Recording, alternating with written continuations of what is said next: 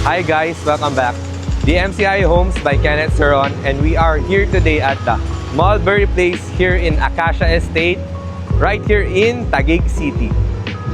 So, this is a Vietnamese-inspired design, low density, where every day feels like a vacation. So, let's go and see the rest of the property.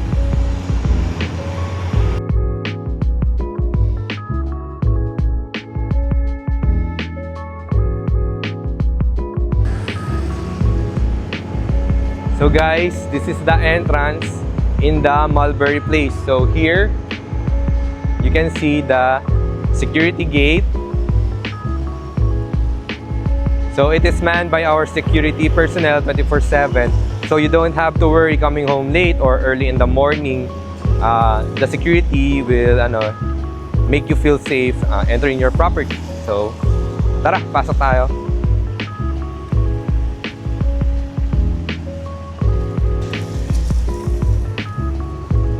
Here guys is the roundabout drop-off area. So here you can see the road for the vehicles entering the property, and also this is the clubhouse for the Mulberry Place. And so yeah, let's go walk right here. Ayan. So dito, ito yung Benjamin Building. So for the Mulberry Place, 1 yan. So this is a 6-story mid-rise building. And for this, yung mga unit nito fully sold out na. So ang availability natin mamaya dun sa Mulberry Phase 2. So lahat kasi ng mga building na yan sa Phase 1 sold out na.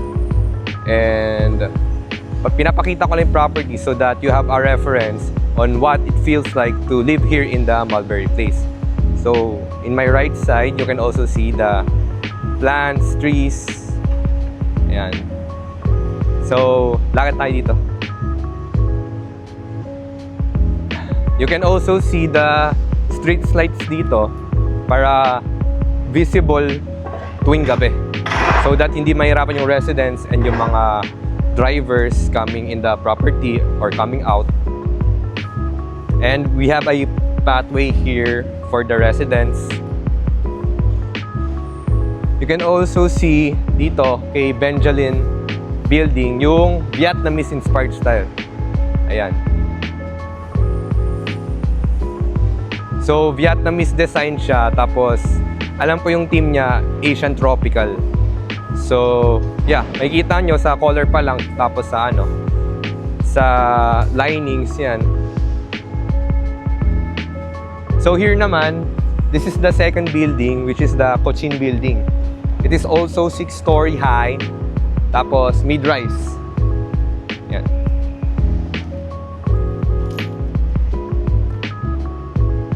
Here naman, guys, ituturo ko sa inyo yung parking entrance. So, this is the parking entrance going to the Mulberry Place Phase 1. Yan. So, basement level siya.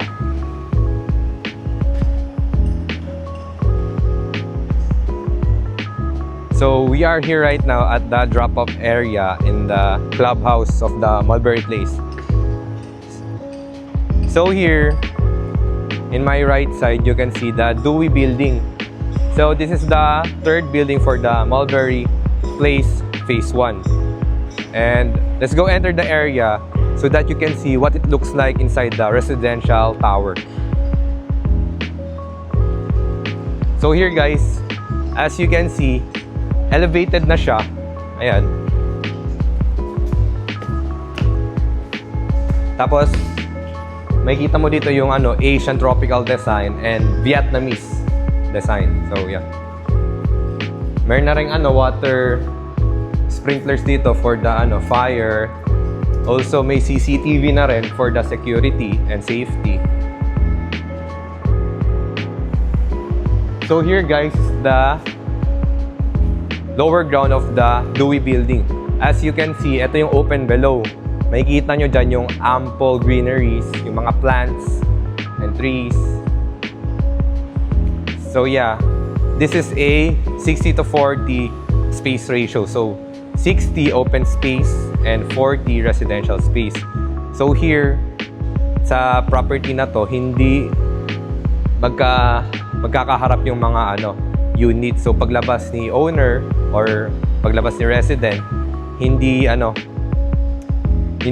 niya kaharap yung isang unit na nasa kabila. So may privacy, and also meron na rin ditong mga breezeway kahit walang sky patio dito sa gilid. Yan. Ayan. Tapos itong open below, nagpo-provide din siya ng natural light. And also, pakita ko rin sa inyo yung elevator natin. So this is the elevator. Ano na siya, glass elevator. Ayan. So maganda rin yung scene mo kapag papunta ka sa ibang floor, ganun. Also high speed na siya. Ayan. So that's for the view and design in the residential tower in Mulberry Place Phase 1. We are here right now in the Marceline building, which is the last building in the Mulberry Place Phase 1. So here, ayan yung fourth and last building ng Mulberry Place Phase 1 natin. So same design lang din siya, and 6-story high siya, mid-rise building. And yung papakita ko ngayon, yung sa Mulberry Place Phase 2 natin, which is in development na. So turnover na to, nasa 2026 for the Shantung building. Tapos yung isa naman, ayan 2027 yung turnover date niya. So yeah, ang available units natin dito is for the Phase 2 and the Phase 3. So yung Phase 3, na rin siya, medyo malapit na rin, 2028. Pero ito kasi meron pang available sa sa Phase 2. So better get it now or wala na tayong unit. Here guys, the clubhouse for the Mulberry Place. So let's go and see the rest of the amenity area. So here guys is the pathway and entrance to the clubhouse. So dito makikita nyo yung Vietnamese design. So yan, yung mga lion na yan, statue ng lion. Vietnamese culture. So alam ko meaning nito, authority, loyalty, and peace. So nagbibigay siya ng power and peace and loyalty sa mga residents dito. So dito naman, let's go right in the lap pool naman. You can also see here the grass, plants, and trees.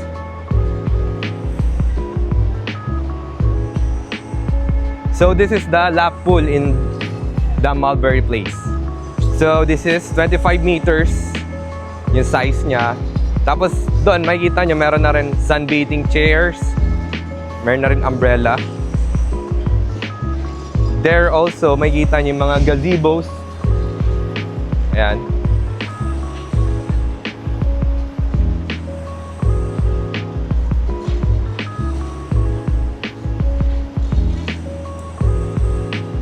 So here naman guys, pakita ko lang saglit yung grilling area.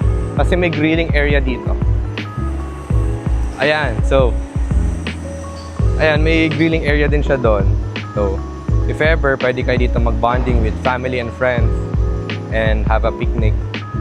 Let's go to the other side of the clubhouse naman.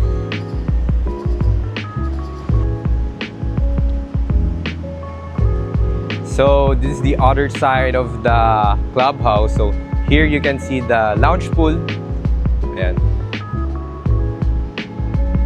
So here then, on my right side, you can see the shower area. So once you're done swimming, you can shower here. Tapos meron din siya doon gazebo sa may dulo. Ayan. Also, note ko lang din ito, meron din siyang assistance, ayan, for the PWD or sa mga kids to grab on para hindi madulas. Ayan. And let's now enter the clubhouse. So it is also elevated. And here you can see the Vietnamese-inspired design sa clubhouse. Ayan. So dito, makikita nyo, since Christmas na, merong ilang events na nangyari na. So pwede siyang gamitin for the events and pwede rin siyang pa-reserve. Ayan. Tapos, in all of DMCI properties kasi, active talaga yung mga dito, community. So, if ever merong mga holidays na dumadating, sineselebrate talaga ng DMCI property. Ayan. Tulad niyan. So, Christmas theme siya. Ayan.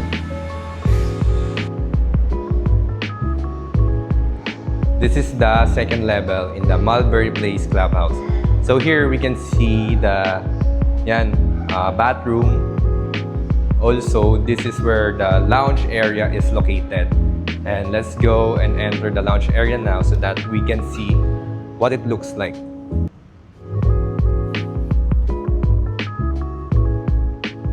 You can see this is the lounge area. Vietnamese inspired siya. Makikita nyo yung yan. So, dito, once na may event or any celebration, pwede itong gamitin. And this is for the community here in the Mulberry Place. So, yeah. Ayan yung lounge area.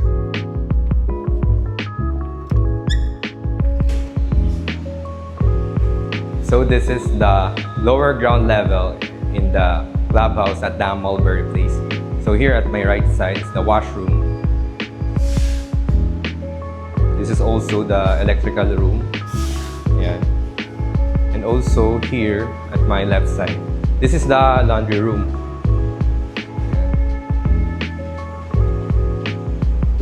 Here naman, straight ahead, is the water station.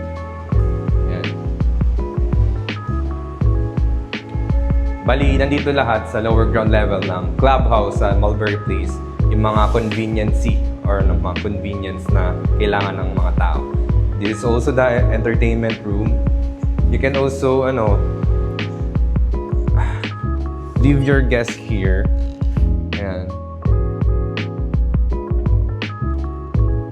So that, they won't get bored. Ayan, dito sila. Ayan, pwede sila dito manood or may video ka din.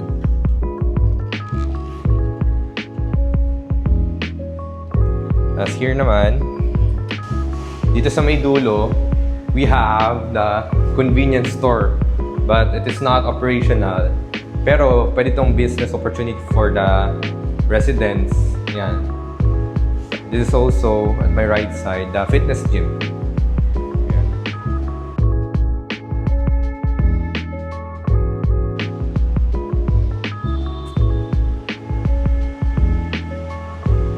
Hi guys, so today we are here at the Cochin building in the 6th floor for the model unit of the 2-bedroom in Mulberry Place.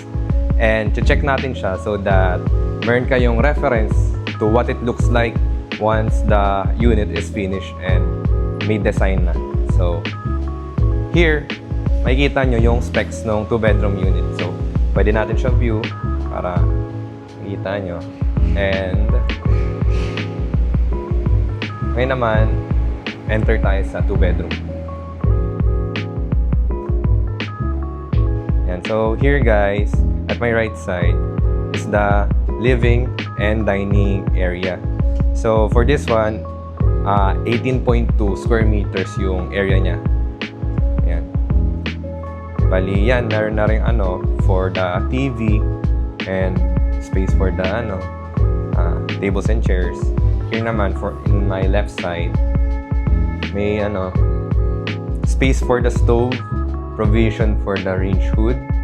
Also, kasama na yung system cabinets na yan. And countertop with granite finish na. Tapos, here din, included din yung kitchen faucet. Tapos, dito rin may countertop din tayo na included. Then, space for the refrigerator. So, dito naman, punta tayo sa toilet and bath. Yan. So, dito, yung toilet and bath natin nasa 5.8. Ayan. Tapos, yung included naman sa toilet and bath is here the countertop. Tapos, yung faucet din. Ayan. Tapos, toilet bowl. And here, yung shower head, included na rin yan. Also, the soap bar. Yan. So, once na ma-turn over yung unit sa inyo, ayun yung mga included natin. Tapos dito naman is the bedroom 2. So, for the bedroom 2, nasa 8.2 siya. Ayan. Square meters. So, large cut na rin siya compared to other developers to bedroom unit. And ito, pwede mo siyang gawin bedroom or office space. Pwede rin study space. Ayun, or study room. And let's go naman to the main bedroom or bedroom 1. Also, before we go in the main bedroom, ito rin pala space for the washing machine. And also, may provision na siya for the washing machine. Ayan. Tapos, ayan, meron din storage area dito. Ayun. Tapos, dito naman sa main bedroom or bedroom 1, nasa 10.1 na square meters. Ayan. So, large na rin siya. And we have space for the cabinet. Tapos, ito rin. Pwedeng makeup area. Nandito na rin yung balcony natin. So, we can see the balcony here. Sliding door. For the balcony area, 8 square meters siya. Tapos, nasa 6th floor tayo, kaya mataas yung view natin. Ayan. And pansin nyo rin, low density area dito sa Acacia Estates. Ayan. Makikita natin dito yung ibang developers or DMCI properties. Tapos may view rin ng Taguig. Ayan. So here, sa morning pwede ka mag-coffee tapos nakaupo ka lang dito. Tapos you can enjoy the scenic view, or in the evening you can drink your wine and enjoy the the view here. Ayan. Sobrang ganda, nakaka-relax. Ayun.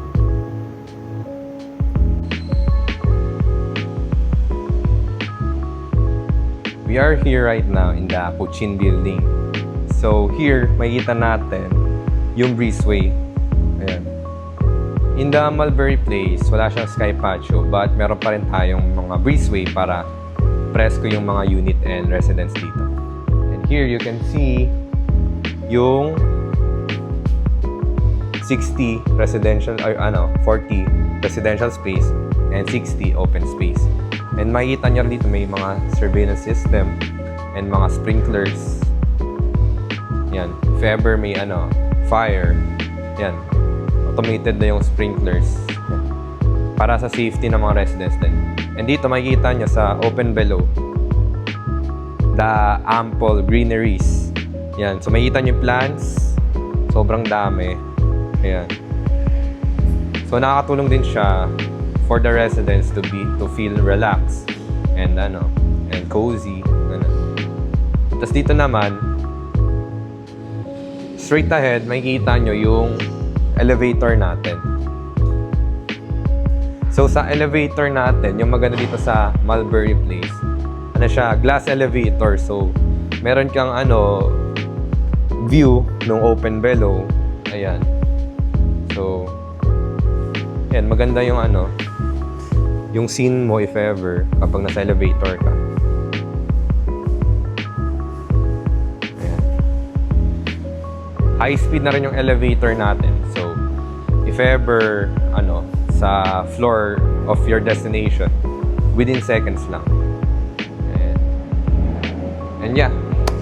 Bali, ito yung look nung natin, residential building sa Mulberry Place. Bali, ito sa Mulberry Place, phase 1. So, bali ito yung mga naunang building.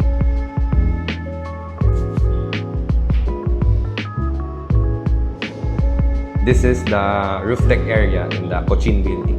So here guys, pakita ko lang sa inyo yung storage area. Nasa roof deck level siya. Compared to other DMCI properties, wala kasing storage area. Dito meron. So, pwede rin siya included sa unit ninyo. Ayan. So yan, ayan yung storage area. Pwede rin siyang gawing sampayan. Ayan. To make your clothes dry here. Tas pwede rin ilagay dito yung mga pagmamay-ari ng mga residents. Ayan. Here guys, you will see the phase 2 of our Mulberry Place. So here we can see the phase 3 building, which is 6 stories high, and the Shantung building, which is 18 stories high. It is also right beside the Marceline building.